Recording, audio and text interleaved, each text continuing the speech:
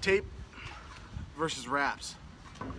You know, we put a lot of pressure on our wrists when we throw the shot put, and I've seen more injuries to the hands and the wrists that have ended seasons and careers of potentially great throwers many times over the last 25 years or so.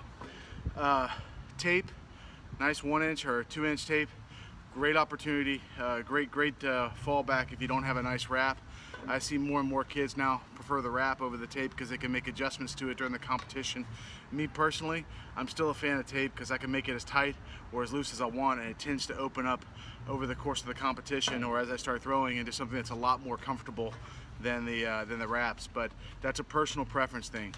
Either way, if you're going to use tape, you want to make sure that you start below the break in the wrist. So down here somewhere, okay? Some people like to go all the way back down here, but I find that starts to restrict the way you can actually move your wrist, and you do need a little bit of the ability to externally and internally rotate, as well as a little bit of flexion here.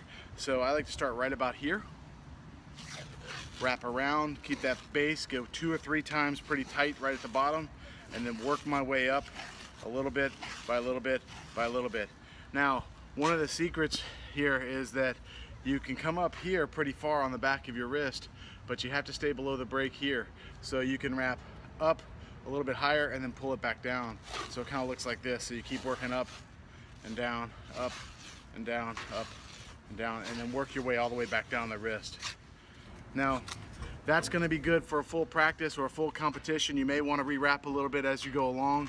The way you do a wrist wrap, now this is a shorter wrap. A lot of people prefer the longer wraps. Same kind of idea here. You want to start as high up. If you got the longer wraps, you'll start lower and work your way up and then work your way back down. But with this short wrap, I can come around here, go up high, and then finish down low. Both are great alternatives. There's really no advantage over one or the other. It's really going to be more of a personal preference thing. Either way, I would suggest everyone start wrapping their wrists just for their full throws pretty early on, if not for the whole practice, just to protect the wrist over time. Don't forget to do a lot of wrist work. Anytime you're doing grip work or anytime you're handling some heavier kettlebells or dumbbells, you really force a lot of proprioceptive work here in the wrist, and that's what we really need to keep those hands and wrists healthy over your career. That's just one little tip.